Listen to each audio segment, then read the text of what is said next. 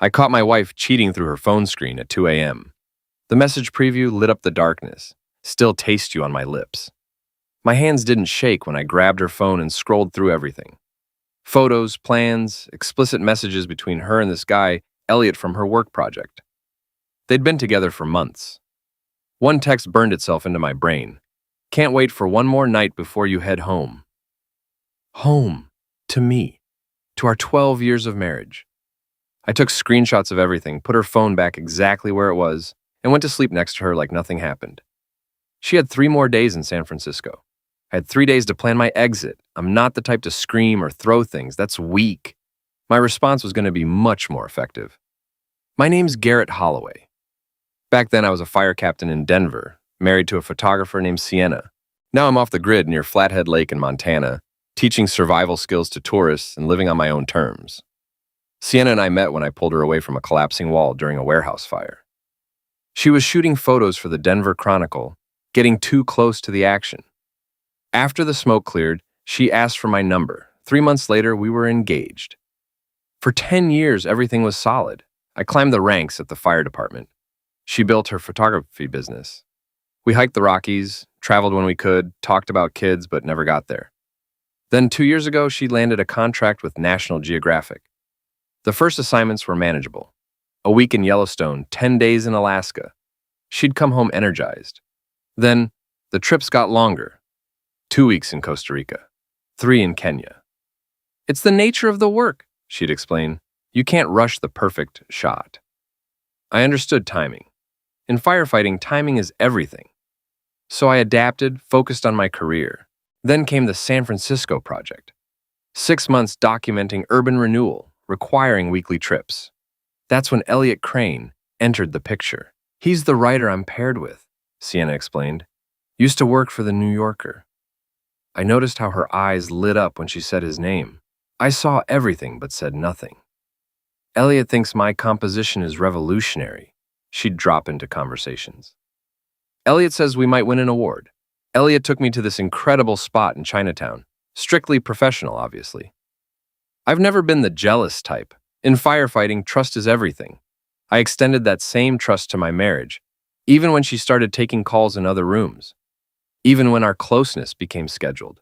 Even when she came back from trips with different energy. Until that message lit up her phone at 2 a.m. That night I lay there studying the face I'd woken up next to for 12 years, realizing I'd been sleeping beside a stranger. When morning came, I kissed her goodbye like always. I love you, she said casually. Safe travels, I replied, already executing my exit plan. The moment her flight showed departed, I moved with precision, emptied exactly half our joint account, packed 1 duffel with essentials, called my fire chief and resigned. Left a brief note for my brother Knox. Need to disappear, I'm okay. Will contact when I can. Then I drove northwest with no destination except away. 11 months of near isolation can strip you down to your core. I ended up in Kalispell when my truck needed repairs. Found work at a sporting goods store, then at the Timberline Lodge, an upscale resort where wealthy tourists paid premium rates for wilderness experiences. Bryn, the lodge owner, hired me immediately after I demonstrated survival techniques. These tech executives will pay $2,000 a weekend to learn fire making, she explained. You're competent, and keep to yourself. When can you start? Bryn was attractive, late 30s, confident. She flirted occasionally, but respected my boundaries. Whoever she was, she did quite a number on you, she remarked once. That obvious? You've got that look of someone who survived an explosion, but is still checking for shrapnel. No rush. Some wounds need time to heal. Time I had in abundance. I built a new routine. Up at dawn. Physical work until exhaustion. I grew a beard, lost the softness, gained muscle. Started keeping a journal to process everything. I wrote about rage that ran cold instead of hot. About calculating how to remove myself rather than destroying things. About strategic thinking over emotion. I wrote until I understood my own power. The power of absence. I maintained complete radio silence, no social media, no searches of her name. Complete severance. I bought a prepaid phone and gave the number only to Knox. She's looking for you, he told me during monthly calls. Hired a private investigator. She knows why I left, I stated. She showed up crying, claiming you disappeared without explanation. What did you tell her? That you're alive? That's all she gets. Good man, Knox. You planning to come back? Nothing to come back to. I'd found unexpected peace in this existence. The lodge attracted interesting clientele. I developed a reputation as skilled and in control. Female guests occasionally showed interest. I declined without explanation. For the first time since meeting Sienna, I focused entirely on my own path. I'd had to lose everything to reclaim my independence. Winter arrived with brutal efficiency. Tourist traffic slowed. I split firewood, maintained equipment, led rare ice fishing expeditions. The isolation intensified, but I'd grown comfortable with solitude until the day she found me, December 18th. I remember the date. The day after the lodge's holiday gathering. I was checking in a family when the front door opened, bringing cold air, and the last person I expected. Sienna stood in the entryway, snowflakes melting in her hair, face thinner than I remembered, eyes uncertain. She wore a red wool coat I didn't recognize, gripping a small suitcase. Time compressed. The family faded to background noise, my body tensed. "Room for one," she said quietly. No dramatic greeting, no tears. I could have refused her. Instead, I methodically entered her information, swiped her card, handed her a key. "Cabin 8, last one on the left. Breakfast starts at 7. My voice remained level. "Thank you," she replied, fingers briefly touching mine. She hesitated. "You look good, Garrett." I offered no response, just a nod toward the cabins. She left without another word. I maintained composure until reaching the staff bathroom, where my stomach heaved once. Bryn found me washing my face. "That woman who checked in, she's your past, isn't she?" Bryn asked. I nodded once. Want me to tell her we're overbooked? Make her leave? I considered it. No, I've been running from this for almost a year. Time to face it. Bryn squeezed my shoulder. My apartment's above the office if you need somewhere to regroup. That night, sleep evaded me. I paced my cabin, calculating. What was her purpose? How had she tracked me? What could she want? At 3 in the morning, I walked to the frozen lake edge. The moon illuminated the ice, stars blazing with winter clarity. I stood until the cold cleared my thoughts. By dawn, I decided. I would hear her out, say what needed saying, and continue forward. I'd reclaimed my life once. I could do it again. Sienna was waiting in the empty dining room when I arrived to prepare coffee. She sat with hands wrapped around tea, looking familiar and foreign. "You found me," I stated, making coffee, maintaining the counter between us. "It took longer than expected. You disappeared thoroughly." She studied me. "The beard suits you. Why are you here, Sienna?" Direct. No preamble. She took a breath. "Not to beg forgiveness. Not to try winning you back. You deserve better." "What I deserved was a wife who didn't cheat," I responded, voice cutting. She flinched, but maintained eye contact. "Yes, you did." The simple acknowledgement caught me off guard. "I'm here because you vanished without explanation. Because I returned to an empty house. Because for weeks I thought you might be dead, until Knox confirmed you were alive, but wouldn't share anything else. You know exactly why I left," I stated. "Yes, now I do, but I didn't then." I laughed without humor. "Convenient." "I saw everything, Sienna, the messages, the photos, all of it." She closed her eyes. "I knew something was wrong. That morning my phone had been moved, but you acted completely normal." She shook her head. "I didn't piece it together until I returned to find you gone." Rising guests began entering the dining area. I lowered my voice. "We're not doing this here. I'm working until 3. Cabin 14 is empty for maintenance. Meet me there if you want to talk." She nodded and I left for the woodshed, where I spent the morning splitting logs with focused precision until my muscles burned with satisfying exertion. Cabin 14 smelled of pine cleaner and fresh paint. I built a fire efficiently, needing occupation for my hands. Sienna arrived precisely at 3, wearing jeans and a heavy sweater, hair pulled back in a simple ponytail like she used to wear before glossy magazine assignments changed her style. "How did you find me?" I asked immediately as she sat in an armchair. "Does it matter? Humor me." My tone made clear it wasn't a request. She sighed. "Your credit card. 1 transaction for gas in Missoula last January. By the time the investigator tracked it, the trail had gone cold." Then Knox mentioned you were somewhere near Flathead. I've been searching the area for months, staying in different towns, showing your photo. A waitress in Kalispell recognized you. I nodded, mentally noting the security breach. I could disappear again within hours if necessary. Your turn, she said. Why leave like that, Garrett? Why not confront me? I stared into the flames. What would confrontation have accomplished? You would have lied like you'd been lying for months. You'd have minimized it or somehow twisted it to blame me. Maybe promised it would never happen again. I fixed her with a direct gaze. But it wasn't a mistake, was it? It was a deliberate choice you made repeatedly. She didn't attempt denial.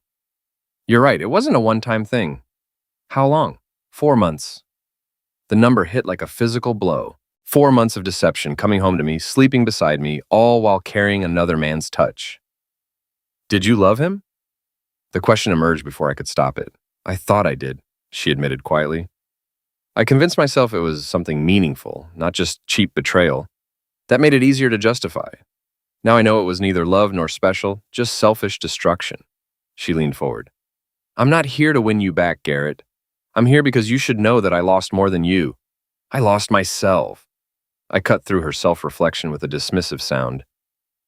Spare me the sufferer narrative, Sienna. It's not victimhood. It's truth. Her voice hardened. Elliot dumped me 2 weeks after you disappeared. Said things were too complicated now. The magazine dropped our project when rumors spread. Apparently sleeping with your writing partner violates professional ethics. Her laugh was brittle. I lost 3 other contracts. Had to sell our house. Couldn't afford it alone. Spent months in therapy trying to understand why I destroyed everything good in my life. Am I supposed to feel sorry for you? I asked, though some part of me felt vindicated by her downfall. No. You're supposed to understand that your disappearance was the most powerful response anyone has ever given me. Her eyes glistened. You didn't rage or threaten or try to hurt him. You simply removed yourself from the equation, left me to face exactly who I'd become without the benefit of making you the villain. Silence filled the room except for crackling flames. Outside, snow began falling, heavy flakes visible through the window. I'm not the same man who left Denver, I finally said. That person ceased to exist the night I saw those messages. I know. I'm not the same either. She reached into her bag and pulled out an envelope. I wrote everything down, things I couldn't say directly. What happened with Elliot? What happened after? You can read it or burn it, your choice. She placed it on the table between us. I'm staying 3 days. Then I'll go and you'll never have to see me again if that's what you want. She stood to leave, pausing briefly. For what it's worth, Garrett, and I know it means very little now. I've never regretted anything more in my life. After she left, I stared at the envelope for hours, watching shadows move across the cabin floor. Eventually, I picked it up and placed it unopened in my jacket pocket.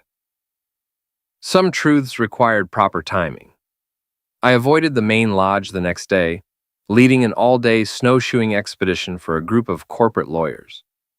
The physical demands and responsibility for others' safety provided temporary distance from the emotional confrontation Sienna's appearance had triggered. When I returned, Bryn waited with a thermos of whiskey-laced coffee. She came looking for you, Bryn said, handing me a steaming cup. I told her you were out with clients. Appreciate it. She's attractive, looks expensive. Bryn's assessment remained neutral. She used to be different. People change, not always for the better. Bryn studied me over her mug. You know what they say about forest fires? Sometimes they're necessary. Clear out the dead growth so new life can emerge. Your way of saying this confrontation might be beneficial? She shrugged.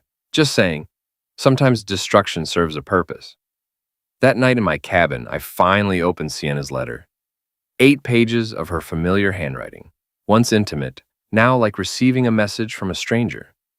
She detailed everything without excuses, how the affair began after a late photography session, how Elliot made her feel valued in ways she hadn't recognized were missing, how excitement became obsession, how she compartmentalized, telling herself I would never discover it, that she could maintain both worlds. Then came the aftermath. Elliot's immediate abandonment once complications arose, the professional consequences, her parents' disappointment, the crushing realization that she'd traded substance for illusion. The final paragraph struck with precision. I don't expect or deserve forgiveness, but you should know that your silence was more powerful than any rage could have been. You forced me to judge myself without the distraction of your anger. There was no one to blame, no one fighting me. Just the pure consequence of my actions reflected in an empty house. It broke me in ways I needed to be broken. I hope someday you find happiness again. You, more than anyone I've known, deserve it. I read the letter 3 times, then went outside and split wood in the moonlight until my muscles demanded relief. The second day, I found Sienna sitting alone on the lodge's back deck. Despite the biting cold, she wore a borrowed parka too large for her frame, staring out at the frozen lake. I assessed the situation, then deliberately sat in the adjacent chair. I read your letter, I stated after a measured silence. She nodded, still looking at the lake. And? And nothing. It is what it is. You always did have a gift for directness. A slight smile touched her lips. Why come all this way? Why not just call? She turned to face me. Would you have answered if I called? No. There's your answer. She pulled the parka tighter. Besides, I needed to see your face, to know you're really okay. I'm not okay, I admitted, but I'm getting there. You seem stronger somehow, more definite. Losing everything has that effect. You strip life down to fundamentals. A wind gust sent snow swirling across the deck. Sienna shivered. You should go inside, I advised. In a minute. She hesitated. I saw your journal in your cabin desk when I dropped off the letter. Are you writing again? The question surprised me. In our early years, I'd written, mostly stories I never showed anyone. It had fallen away with career advancement and life's complications. Just organizing thoughts, nothing creative. You should try again. You were good. There's a lot I should try again, but some things aren't meant to be revisited. Her expression fell slightly, acknowledging my meaning. Fair enough. As I turned to leave, she said, Knox misses you. He won't admit it, but he does. Knox knows how to find me. He says the same about you. I paused. Maybe in the spring. It wasn't a commitment, but it was something. A calculated opening in the wall I'd constructed. That night I dreamed of controlled fire. Not the chaotic blazes I'd fought as a firefighter, but tactical burns, necessary and purifying. I woke with unexpected clarity. On the third day, her final day, a massive snowstorm hit the region. The lodge lost power around noon. Emergency generators maintained essential systems, but we advised guests to remain in their cabins, which had fireplaces and emergency provisions. I was helping Bryn distribute extra blankets when I realized Sienna was nowhere to be seen. Her car remained in the lot, rapidly disappearing under fresh snow. She went for a walk early this morning, one of the housekeepers mentioned, said something about wanting to see the North Trail before she left. The North Trail? 5 miles through dense forest. Beautiful but dangerous during a storm. Even experienced hikers could lose orientation when landmarks disappeared under snow. How long ago? I demanded, already reaching for my gear. 4, maybe 5 hours. Bryn caught my expression. You're not going out in this. I have to. She doesn't know these woods. Garrett, visibility is 0. Temperature's dropping. You could both end up dead. I'll take the emergency radio and GPS. Mark coordinates every quarter mile. I was already layering up. If I'm not back in 3 hours, call search and rescue. Bryn knew better than to argue further. She helped me pack emergency supplies, her movements efficient, but her expression grim. She must still mean something to you, she observed as I checked the radio. She was my wife for 12 years, I replied with finality. Be careful. This hero instinct will get you eliminated someday. I gave her a tight nod. Calculated risk assessment. I know these woods. The moment I stepped outside, the storm's ferocity hit full force. Wind-driven snow stung any exposed skin. Visibility extended barely 10 feet. I pulled down my goggles and moved toward the North Trail, pushing through knee-deep drifts. Under normal conditions, I could hike the entire trail in under 2 hours. In this weather, it took 45 minutes just to reach the first mile marker. I called Sienna's name periodically, the wind swallowing my voice almost immediately. 2 miles in, I found her first sign, a red scarf caught on a branch. My focus sharpened. She was here somewhere, probably disoriented, possibly hypothermic if she'd been out for hours. Sienna, I shouted, cupping hands around my mouth. Nothing. I pressed forward, scanning for any Disruption in the snow pattern. Another half-mile and I spotted footprints veering off trail. A classic sign of someone lost, likely trying to find shelter. The tracks led toward a cluster of large boulders forming a natural windbreak. As I approached, I saw a huddled figure pressed against the rock face, partially snow-covered.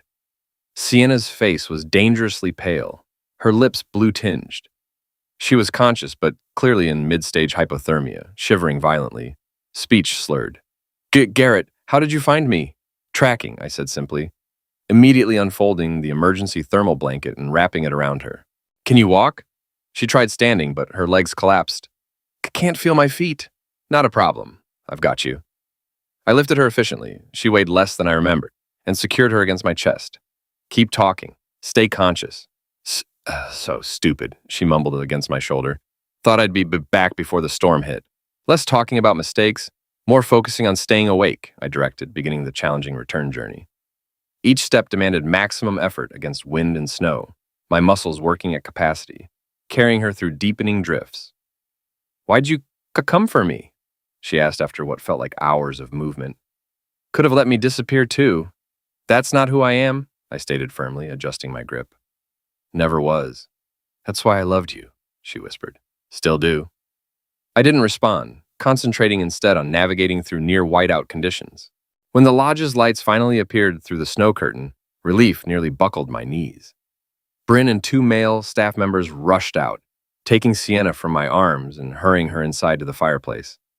I remained in the doorway, suddenly recognizing my physical limits, watching as they removed her wet outer layers and wrapped her in dry blankets. Her eyes found mine across the room. Grateful, pained, filled with unspoken words. I turned away, needing distance to process what had just happened, what it meant that I'd risked my life to save hers without hesitation. Bryn found me later in the kitchen, methodically drinking coffee, still in my snow-crusted gear. She's going to be fine, she reported. No frostbite, just mild hypothermia. Doctor says she was lucky. Good. That was either incredibly brave or remarkably foolish, Bryn said, sitting opposite me. Probably both, I shrugged. I knew the terrain had proper equipment. That's not what I meant, and you know it. She studied me closely. You still care about her. It's complicated. It always is. She rose, squeezing my shoulder as she passed. She's asking for you. Room 3. We moved her inside the main lodge for the night. I sat alone after Bryn left, strategizing my next move. The storm continued to rage outside, mirroring my internal conflict. Eventually, I made my way to room 3 and knocked firmly. Come in, Sienna called, her voice stronger than on the mountain. She was propped up in bed, color returned to her face, wrapped in several blankets. An IV bag hung beside the bed for rehydration. Thank you, she said simply, as I took the chair beside the bed. I would have died out there. What were you thinking, hiking with a storm approaching? My tone carried no accusation, just direct questioning. I wasn't thinking tactically. Wanted one last look at the place that had become your sanctuary. She adjusted the blanket edge. I'm postponing departure, obviously. Doctor says no travel for at least 2 days. I nodded once, whatever's necessary. Garrett, she began, then hesitated. Out there, when you found me, I said something. You were hypothermic, I interrupted. Altered mental state. That doesn't make it untrue. Her eyes held mine. I do still love you. Never stopped. But that's my burden to carry, not yours. I stood, needing distance from the emotional current. You should rest. Wait, she called as I reached the door. There's something else you should know. Something I didn't include in the letter because I wanted to tell you directly. I paused, hand on the doorknob. Elliot contacted me last month, wanted to reconnect now that his new relationship had collapsed. Her voice hardened. I told him exactly where to go. Told him what I'd lost through our selfishness. He laughed, said I was being dramatic. I turned back, surprised by the controlled anger in her expression. That's when I knew I had to find you, she continued. Not to win you back. I understand that bridge is burned. But to tell you that you were right to leave as you did. It was the only way I would ever comprehend the magnitude of what I'd done. A weighted silence filled the room. Thank you for telling me, I finally said. I'm not asking for another chance, Garrett. I don't deserve one.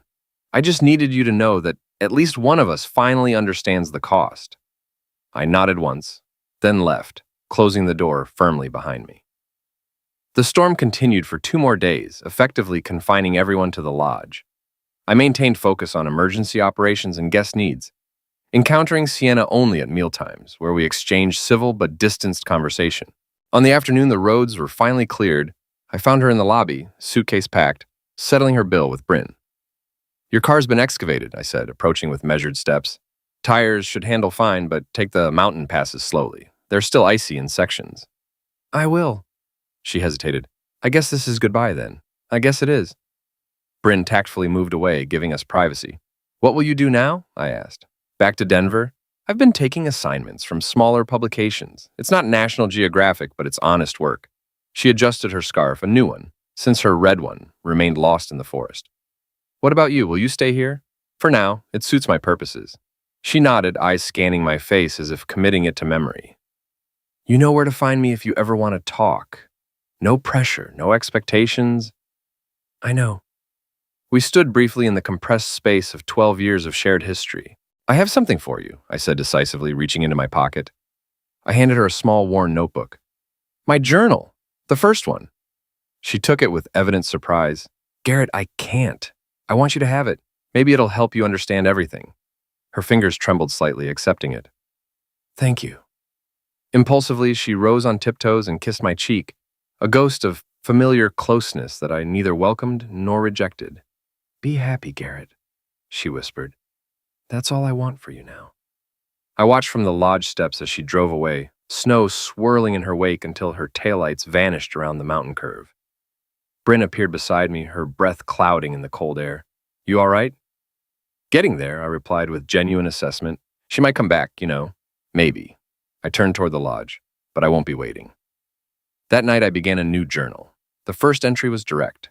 Today I buried the past. Not with forgiveness, I'm not there yet, but with clarity. We were both flawed in different ways. Now we're both rebuilding in different places. That will have to suffice. 2 weeks after Sienna left, my phone rang with an unfamiliar number. My brother Knox's voice came through, uncharacteristically tentative. "Garrett, you sitting down?" My body tensed. "What happened?" "It's Sienna. She was in an accident on I-25 outside Denver. Head-on collision with a drunk driver." The world shifted momentarily. "Is she—" "She's alive, but it's critical, Garrett. Multiple surgeries. They're uncertain." He trailed off. "Who else knows my location?" I demanded. "Just called her sister, Ivy. She requested your number, said Sienna's been asking for you." I closed my eyes briefly, images flashing. Sienna laughing in our kitchen. Sienna sleeping beside me. Sienna walking away from the lodge. "Give Ivy my number," I decided. "You heading back?" Knox asked. "I haven't decided." But I found myself checking flight times from Kalispell to Denver even as we spoke. Ivy called an hour later, her voice raw from crying. "Garrett, it's Ivy. I don't know if you'll come, but she keeps asking for you. The doctors say," her voice broke, "they're advising us to prepare for the worst." "What hospital?" "Denver Memorial, ICU, 4th floor. I'll let you know my decision." I paced my cabin for hours that night, wrestling with conflicting impulses. Part of me wanted to remain detached, to protect the new life I'd built. Another part recognized that without proper closure, Sienna's ghost would haunt me indefinitely. By morning, I'd reached a decision. I booked a flight rather than driving, more efficient, and left Bryn a note explaining my temporary absence. Going to Denver, personal matter. Back in 3 days. The flight from Kalispell to Denver gave me time to prepare mentally. I would visit briefly, make my peace, and return to Montana without being drawn back into emotional entanglement. Clean, controlled, conclusive. Ivy met me at the hospital entrance, her face pale with exhaustion. She embraced me tightly, unexpected given our previously distant relationship. "Thank you for coming," she whispered. "How is she?" My tone remained neutral. Ivy's expression crumpled. Critical. Internal bleeding, collapsed lung, spinal injury. 2 surgeries already. She gestured toward the elevators. "She's conscious but heavily medicated. She may not recognize you." I nodded, steeling myself before following her to the ICU. The woman in the hospital bed barely resembled the Sienna I remembered. Her face was mottled with bruises, one eye swollen shut. Tubes and wires connected her to various machines, each beep a reminder of her precarious state. I approached deliberately, taking the chair beside her bed. Her hand, the one not encased in a cast, lay palm up on the white sheet. After brief consideration, I placed my fingers against hers. Her uncovered eye fluttered open at the contact. Recognition dawned slowly through the medication haze. "Garrett?" Her voice was barely audible, above the machine sounds. "You came." "I bind," I confirmed simply. "Didn't think you would." I needed closure. A small smile touched her cracked lips. "Always honest." I leaned closer, keeping my voice low. "I can't stay long, Sienna. I've built a new life." "I know." Her fingers weakly curled around mine. "Just glad to see you one more time." I sat with her through the afternoon, maintaining emotional distance while providing the human contact she clearly needed. When doctors arrived for their evening rounds, I took the opportunity to step out. "I need to speak with you," I told Ivy in the waiting area, "about practical matters." Ivy looked startled by my directness but nodded. "I'm returning to Montana tomorrow," I stated without preamble. "I can't be part of this situation long term." "But she needs you, Garrett. The doctors say having loved ones present improves recovery chances." "I'm not her loved one anymore, Ivy." That ended when she chose Elliot. Ivy's eyes flashed with momentary anger. "So you're just going to leave her like this when she might be dying?" "I'm not responsible for her recovery." My voice remained level. "I came to say goodbye properly. That's all I can offer." "She still loves you." "That's unfortunate for her." Ivy stared at me, clearly shocked by my coldness. "You've changed." "Yes, for the better." When I returned to Sienna's room, she was awake, watching the door as if expecting me. "You're leaving," she said immediately, her perception undiminished despite her physical state. I didn't insult her with denials. "Tomorrow morning." She nodded slightly, wincing at the movement. "I understand." "Dude," I asked, reclaiming the chair beside her bed. "You've rebuilt your life. I have no place in it." Her voice was stronger now, as if gathering her remaining energy for this conversation. "I wouldn't want you to stay out of pity." "Good, because I won't." Her undamaged eyes studied me. "There's something different about you now. Something harder. I had to become harder to survive what happened. I'm sorry, Garrett, for everything. I know you are, but that doesn't change anything." She closed her eye briefly. "Before you go, did you read my journal? The one I left at your cabin?" I shook my head. "Not yet." "Please do, when you're ready." Her breathing became more labored. "I need you to understand why I did what I did, not to excuse it, but to explain. I'll read it eventually." She seemed satisfied with this partial commitment. "One more thing. The night you left, you took your grandfather's watch. Do you still have it?" The question surprised me. "Yes, why?" "Good, he'd be proud of the man you've become." The simple statement hit with unexpected force. My grandfather had been a formidable figure in my childhood. Stoic, principled, uncompromising. The watch had been his parting gift to me before he died. "I have something for you," Sienna continued, gesturing weakly toward the small cabinet beside her bed. "Top drawer." I opened it, finding a manila envelope with my name written in her handwriting. "What's this?" "Open it later, when you're home." I placed the envelope in my jacket pocket without examining it. "I should go, let you rest. Will I see you before you leave tomorrow?" I considered lying, offering false comfort. Instead, I gave her truth. "No, this is goodbye, Sienna." She nodded, a single tear escaping her undamaged eye. "I understand. Thank you for coming at all." I stood, looking down at this broken version of the woman I'd once loved beyond reason. "Take care of yourself, Sienna." "You too, Garrett." She managed a small smile. "Be happy. You deserve it." I left without looking back, ignoring Ivy's accusing stare as I passed the waiting area. That night in my hotel room, curiosity finally compelled me to open the envelope Sienna had given me. Inside was a legal document, property transfer papers, for a small cabin on 10 acres near Estes Park. According to the deed, she had purchased it 6 months ago and was now transferring ownership to me. A note was clipped to the papers. "This was meant to be a peace offering when I found you. A place where you could write, away from everything." Now I want you to have it without conditions. It's yours whether you ever speak to me again or not. The realtor has the keys. I stared at the documents, conflicted. On one hand, accepting felt like allowing her back into my life in some form. On the other, the property represented financial security and a private retreat, practical advantages I couldn't dismiss. After consideration, I decided to keep the papers. I could decide later whether to accept the property or sell it. The choice would be mine alone. My flight back to Montana left early the next morning. I didn't call Ivy or return to the hospital. Some endings needed to be clean, without the messiness of second thoughts or emotional farewells. Bryn met me at the small Kalispell airport, leaning against her truck with casual confidence. "Welcome back," she said simply. "Everything handled?" "Yes," I replied, tossing my duffel into the truck bed. "Permanently." She studied me for a moment before starting the engine. "You look different. Lighter, somehow." "I made some necessary decisions. About your ex. About my future." Bryn nodded, seeming to understand the distinction. "Good. Speaking of futures, there's an instructor position opening up at the Mountain Rescue Training Center near Whitefish. Director's an old friend, mentioned you might be perfect for it." I considered the opportunity.